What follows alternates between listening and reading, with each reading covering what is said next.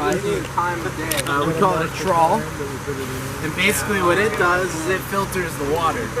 So it's a net with a mesh size of 1/3 of a millimeter, and water flows through it, and everything in the water gets trapped, bigger than the mesh size. When we're trying to figure out where to put this, we think a lot about how the water's flowing in the stream. And so this section of the stream is particularly complex with its flow. So this is a good example.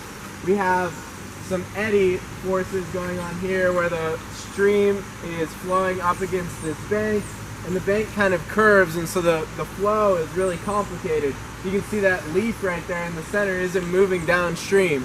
It's just kind of stuck in the middle. And so this section right here in front of us is a little bit too complex for me to put the net in there because the water might not actually flow straight through it. So I'm gonna be looking upstream and downstream, and actually I almost like downstream a little bit better because it seems like the entire flow, all of it's just going straight, and it all seems like it has the same amount of turbulence. So it doesn't really matter where I put the net within there. As long as the net isn't completely submerged, we'll be able to sample what we want. Most of the plastic floats at the surface of the water, so we don't want to miss the surface. We don't want it to be below the surface. So far we've done this at 5 or 6 sites, and we found 1 piece of plastic in all of our samples. Microplastics? Yeah, it was a small piece. I think I have it in my pocket actually. I could show you. So anyways, this white piece of plastic here is what we found. It's we would consider this a microplastic. But that's the only one. Yeah. In 5 days. Yeah. Wow. Oh, okay. So it's That's good. Perspective. Yeah. It's very good. So what we're trying to do here is really just develop a protocol that can be done by citizen scientists with low technology. So to analyze microfibers, you need a high-powered microscope.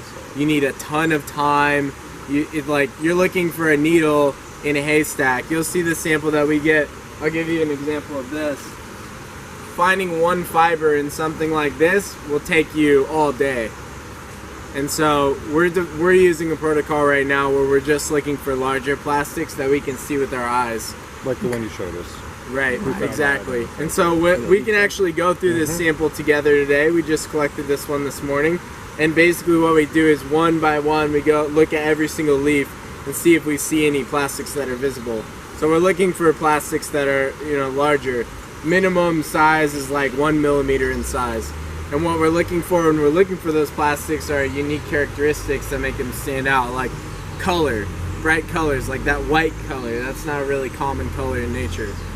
Shape, that shape is really, unique fragment shape. Sometimes they're shiny. Once we find something, we're like, is that a plastic?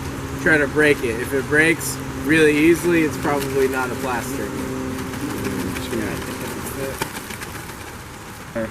So in Stanton, some of the best things that I saw was the wastewater treatment plant has filtration, which is probably stopping a lot of the microplastics from getting through the wastewater treatment plant. There's street sweeping, which is probably cleaning up a lot of the trash from the roadsides. There is some recycling and some composting, which is probably driving an economic incentive for less trash to get into the environment and better waste management. And the last one is citizen activism, where you have these amazing groups that are out cleaning up the rivers every year and taking all of the trash out of the environment and putting it back into proper management. Yeah, so it's doing pretty well here.